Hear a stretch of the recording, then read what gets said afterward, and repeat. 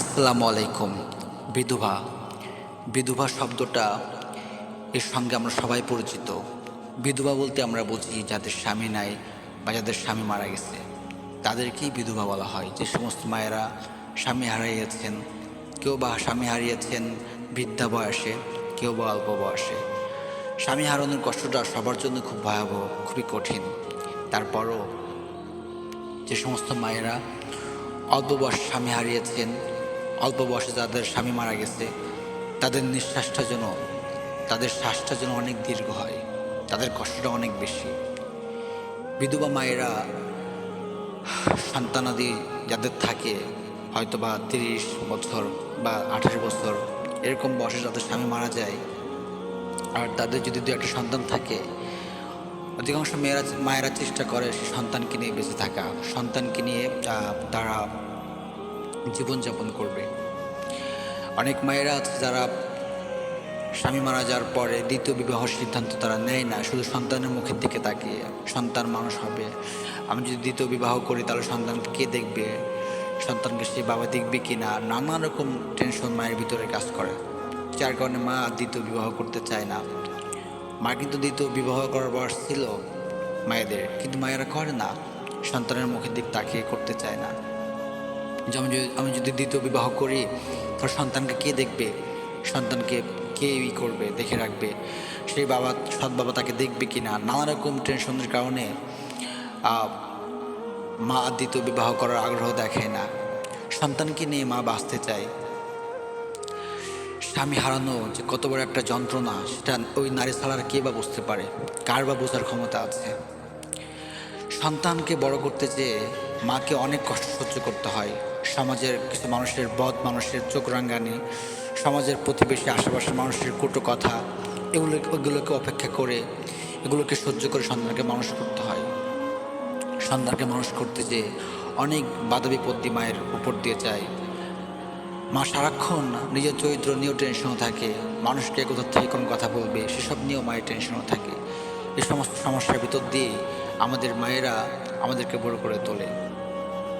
যে সমস্ত বিধবা মায়ের সন্তানকে বড় করে, তাদের একটা স্বপ্ন থাকে যে সন্তান বড় হওয়ার পর আমাকে দেখবে, আমার কষ্টগুলো তারা বুঝতে পারবে। কিন্তু সন্তান বড় হওয়ার পরে পরিতাপের বিষয় হচ্ছে মায়ের কষ্টটা বুঝতে চায় না, মায়ের কষ্টটা তারা বুঝতে পারে না। সন্তান বড় হওয়ার পর তারা তাদের কর্মকাজে ব্যস্ত হয়ে থাকে, মায়ের জন্য তাদের আর সময় থাকে না, মাকে তারা সময় দিতে চায় না, সময় দেয় না, মায়ের কথাগুলো তারা বুঝতে চায় না। আমরা কি করি, আমরা রাত্রিবেলায় যখন খাওয়া দাওয়া করি, রাত্রিবেলায় খাওয়া দাওয়া করে আমরা যে যার যা মতন ঘুমিয়ে পড়ি, বিছনায় চলে যায়। যাদের বিবি আছে তার বিবির সঙ্গে গল্প করি, কথা বলে সময় কাটাই। যাদের বিবি নাই তারা ফোনের মাধ্যমে সময়কে নষ্ট করতেছে, কাটাচ্ছি। অথচ আমাদের উচিত ছিল যে খাওয়া দাওয়ার পরে মাকে একটু সময় দেয়া, মার সাথে 5টা কথা বলা, মার সাথে বসে ভালো মন্দ 5টা কথা বলে মাকে সময় দিয়ে মায়ের কথাগুলো বোঝা, কিন্তু সেগুলো আমরা করি না। একটা মা, বিধবা মা, স্বামী ছাড়া সে প্রতিটা রাত নিশ্চুপ নিঃশব্দে কাটিয়ে দিচ্ছে। আমাদের সন্তানদের একটু অনুভূতি হয় না যে মায়ের কষ্টটা বোঝার, মাকে একটু সময় দিতে হবে, মার সাথে একটু 5টা কথা বলি। আমরা মায়ের কথাগুলোর সঙ্গে নিজের কথাগুলোকে মিলিয়ে দেখি, মা কী বলতে চাচ্ছে সেগুলো আমরা শোনার চেষ্টা করি, মা কী চায় সেগুলো আমরা বোঝার চেষ্টা করি। অনেক সময় সন্তানের কাছে মা অনেক কিছু চায় না, লজ্জাতে, যে আমি চাইলে কি মনে করবে, টাকা পয়সা অনেক সময় মায়ের দরকার হয়, আমার সন্তানদের কাছে দরকার হয়, কিন্তু মা লজ্জাতে চায় না। কিন্তু সন্তানরাও কতটা বিবেকহীন, তারাও বোঝে না যে মায়ের কিছু দরকার হতে পারে। আজকে যদি বাবা থাকতো তাহলে বাবাই তো মাকে সব কিছু দিত, কিনে দিত, বাবার কাছে মায়ে আবদার করতো, আমার এটা লাগবে ওটা লাগবে।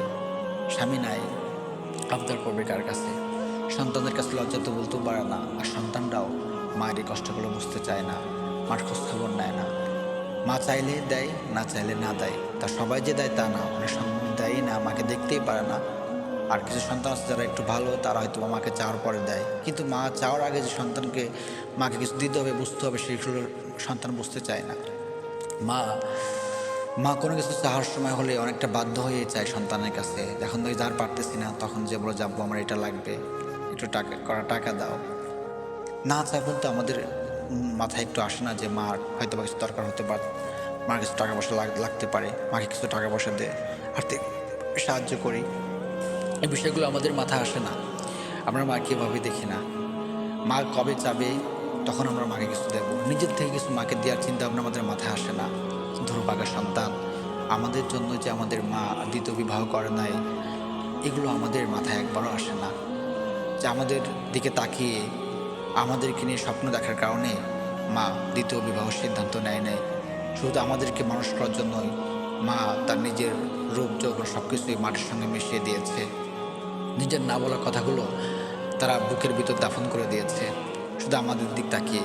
আর আমরা কতটা নির্মমতার সন্তান, কতটা অযোগ্য, কতটা দায়িত্ব জ্ঞানহীন সন্তান আমরা, যে মায়ের খোঁজখবর একেবারেই নিই না, ভুলে গেছি মায়ের খোঁজখবর নেওয়া।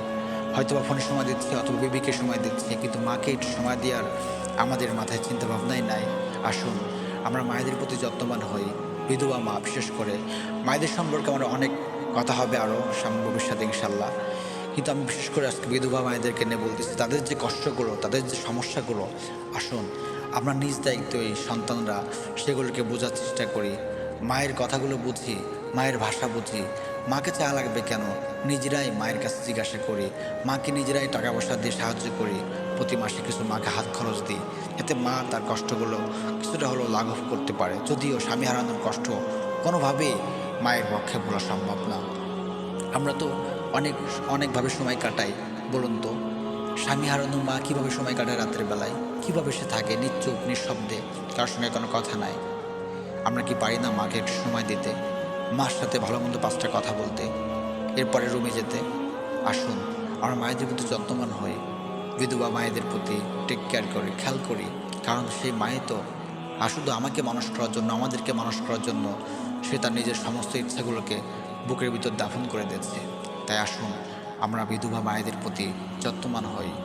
স্বামী ছাড়া যে একটা নারী কতটা অসহায় সেটা সেই নারী বুঝতে পারে।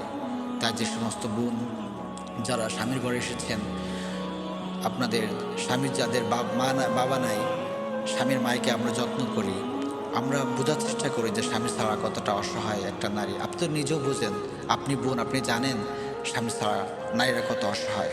সেখানে আপনার শাশুড়ি একা থাকে, আপনি স্বামীকে নিয়ে আনন্দ ফুর্তি করেন, অথচ আপনার স্বামীকে একবার বলেন না যে মাকে একটু সময় দাও, বা আসো আমরা মাকে একটু সময় দিই, মার সাথে কিছু কথা বলি। আমাদের প্রত্যেকের এই বিষয়গুলো বোঝা উচিত। আমরা আসুন মাকে পর্যাপ্ত সময় দিই, নিজের যে ব্যস্ততার মাঝেও যে সময়টুকু পাই কিছুটা সময় আমরা মায়ের কাছে ব্যয় করি, মায়ের সঙ্গে কথা বলি। মায়ে খুব কষ্ট পায়, হয়তো বা লজ্জাতে আমাদের কাছে বলতে পারে না, কিন্তু আমরাও কি বিবেকহীন? আমরা কি মায়েদের এই কথাগুলো বুঝতে চাই, বোঝার চেষ্টা করি? কখনো ভাবি না। আসুন আমরা মায়েদের প্রতি যত্নবান হই।